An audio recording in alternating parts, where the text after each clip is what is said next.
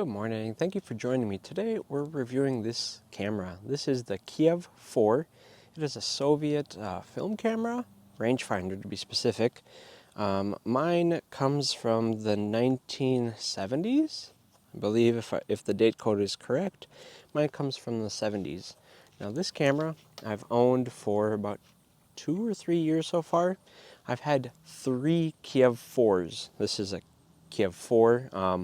Mine has that light meter up top, right over here.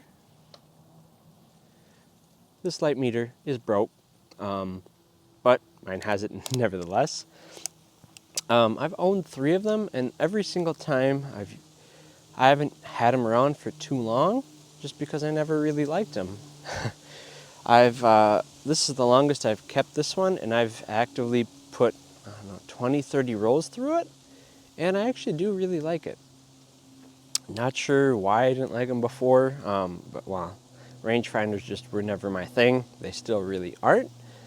But this one I like a little bit more, mainly due to the fact that it has a steel. Let's change the shutter speeds here. I like this rangefinder because it has steel curtains. So with typical rangefinders that have like cloth shutters, if you have them wide open, like say f2 when you're walking, you don't have your lens cover on them, and you get sun in them, you'll burn right through your shutters, like especially on the Leica rangefinders and Soviet rangefinders, the Feds, the Zorkis. So I've always been worried about that because I have burned holes in shutters and made me go, rangefinder really ain't for me. So this one, you can't really burn your shutter out because it's metal. You're not going to be able to burn it. I suppose if you have it like pointed in the sun for a few hours a day at f2, maybe you'll warp the blades, but I don't really see that happening.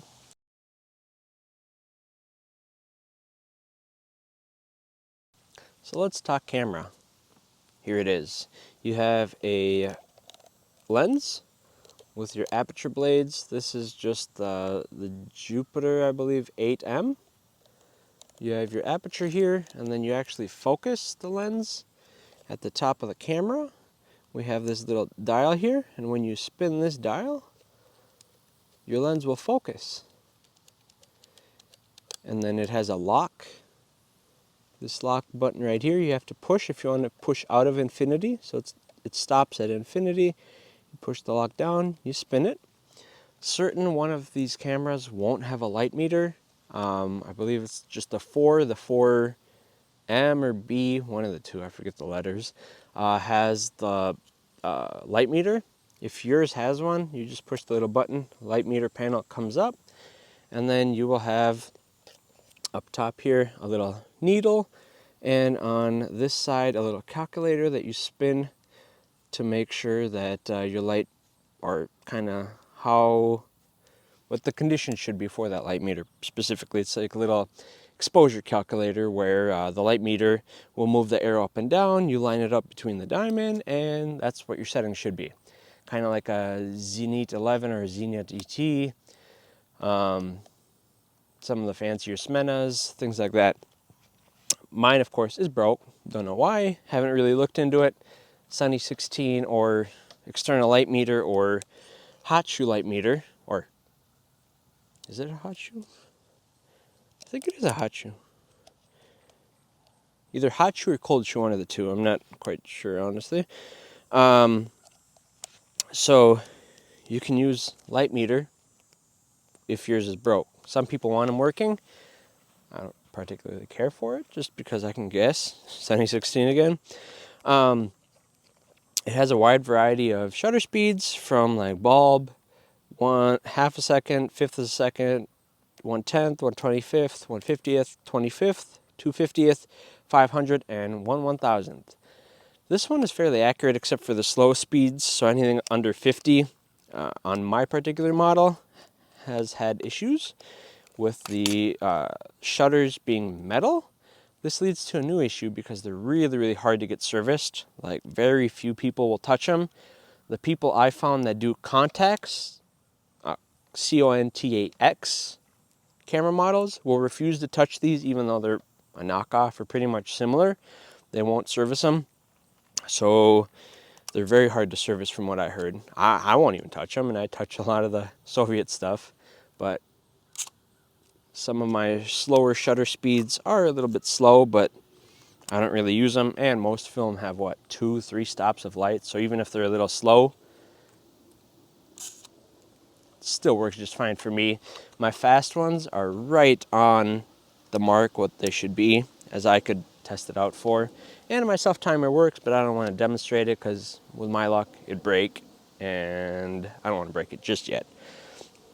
These, for some reason, well, and we know why, these are just notorious for getting light leaks.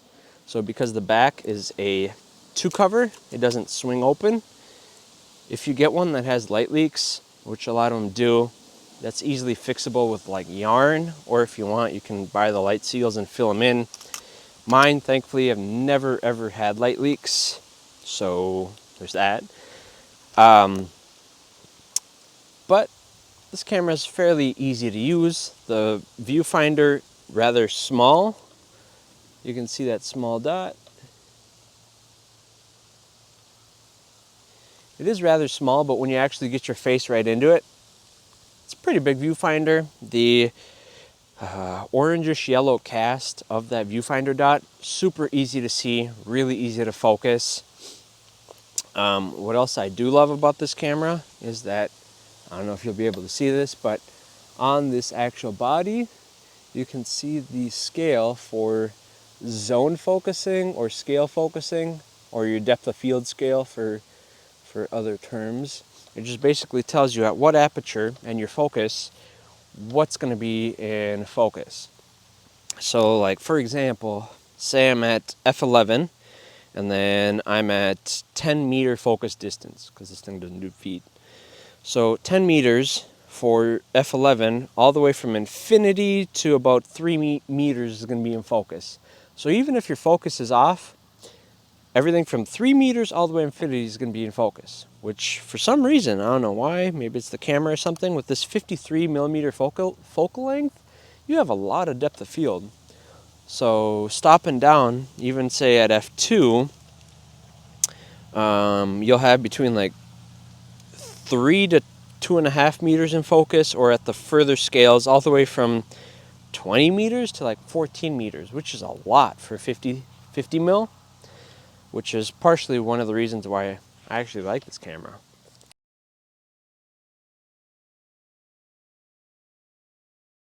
And I know you viewer, you're watching and you read the reviews and you're like, I really want to pick up a camera as long as it's been serviced and things like that. The one thing I haven't touched on, which is pretty important, these are the 2 reasons I actually sold both my cameras that I owned before and then have gotten familiar with this camera. There's a term called Contax grip. What that means is it is a particular way of shooting cameras. Particularly on this camera, you can see your rangefinder window. It's right here. So if you traditionally hold your camera, oh wait, where's my window? Oh, there it is. So if you hold your camera,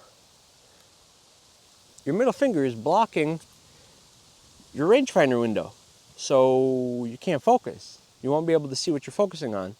So there's a technique called Contax grip, which means your pointer finger goes on your shutter button, your middle finger goes on your focus ring, and then you hold the camera with your bottom 2 fingers here. And then when you focus, you can use your middle finger, and then your pointer finger is in charge of the shutter. This looks easy, right? You're watching at home and you're like, oh, hey, that's pretty easy. For the first 5 rolls, it's like learning a new language, or like learning Chinese or Mandarin or something. Because you're like, oh, hey, this thing's broke. I can't see what I'm focusing on, right? You're like, what the, like, it's broke, I gotta sell it or something. And then you're holding it like that, blocking your own viewfinder. And you just, I run mine strapless. Well, I got a case, so it's always in the case.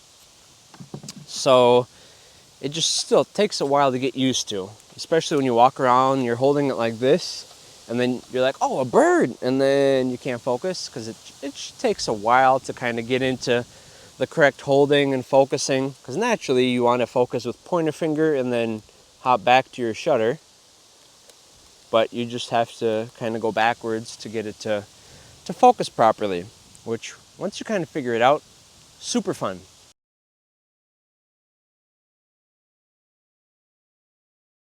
So let's hypothetically say you are in the market for Kiev 4. What do you look for? Uh, what I would particularly look for is just make sure that the shutter does fire. So make sure that the seller or whoever you're getting at, if you're getting at a flea market, antique store, just fire the shutter at various shutter speeds. Make sure that the back can come off relatively easily, that it's not bent.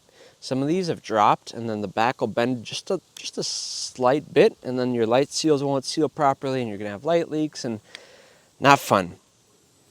All I do, just make sure the shutter fires. If you're really in the market for a light meter, just confirm that by spinning the dial and spinning the ISO dial, that it does in fact meter, if you're into that.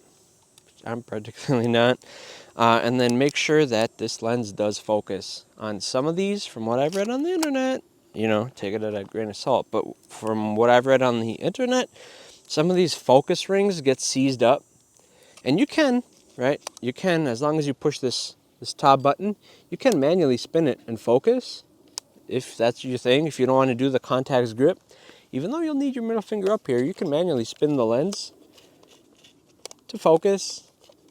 Not a problem. But just make sure your ring will spin if you're looking at getting one of these secondhand, just because it's a lot easier, a lot more useful spinning the ring by hand. I've owned one which, like, you'd have to use a screwdriver to turn. The actual lens focus would be just fine, but turning this thing was like jammed or something. That's no fun. You can't really use the camera. I mean, you can, but you're not going to keep it for too long just because of how much of a headache it is. And then last thing you want to check with these, super, like, double check, especially if you're looking at pictures of one online, make sure that you can take the lens off. You might not want to buy different lenses, you might not want to change lenses. Just make sure that you can actually push this lever here. Let's double check. So double check you can push this lever and then spin your lens off, like so. Camera, lens.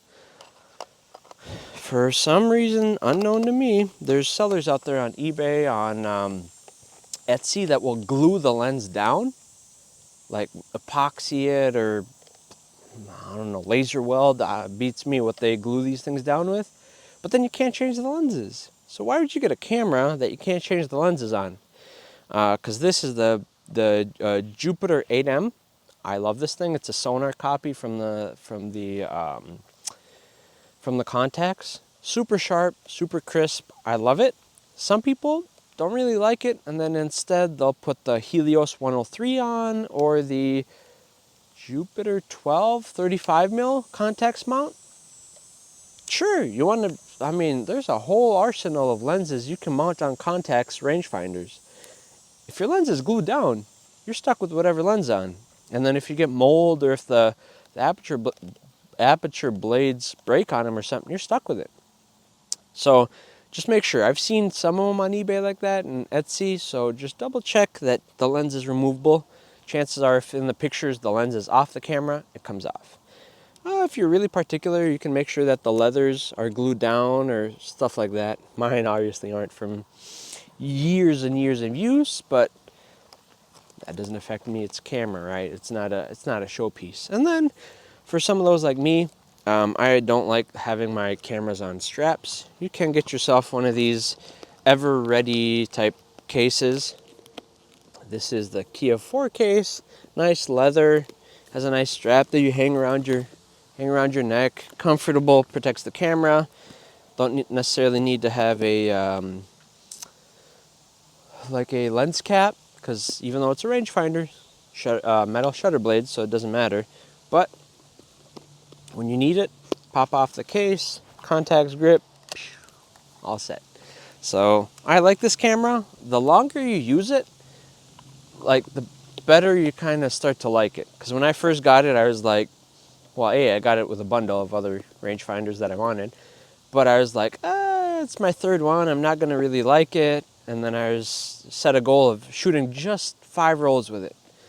Like, you know, the articles we read, 5 rolls with cameras or whatever. I was just going to shoot 5 rolls, and then if I didn't like it, back on eBay it goes, being tested and all that, because film tested, you know, because it's worth a little bit more. But I'm 30 rolls in, and I like it. I don't think I'm going to sell it. It shoots slides just fine as long as they're metered. It shoots other film just fine. It takes a while to get used to, but I think I'll keep this one around just for a few more years. Hope this helps you. If you want to see other camera reviews, stick around. This channel has plenty of camera reviews, especially film. Thanks for watching.